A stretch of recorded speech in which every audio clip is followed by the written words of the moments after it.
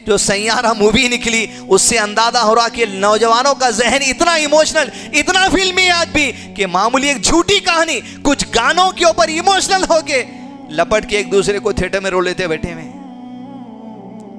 आजाद मुल्क वाले ऐसे नहीं रहते।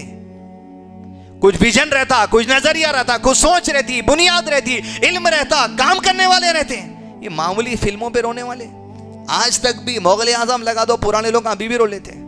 दूसरी कौमों का हाल छोड़ दो, अपनी कौमों के अंदर जितने सैयारे हैं उनसे मुखातिब हम ये हैं कि हम वो कौम है जिसे कुरान दिया गया, वो कौम है जिसे सुन्नत दी गई, अल्लाह का कलाम। फ़इन्न खैरल हदीस किताबुल्लाह, सबसे बेहतरीन कलाम अल्लाह की बात।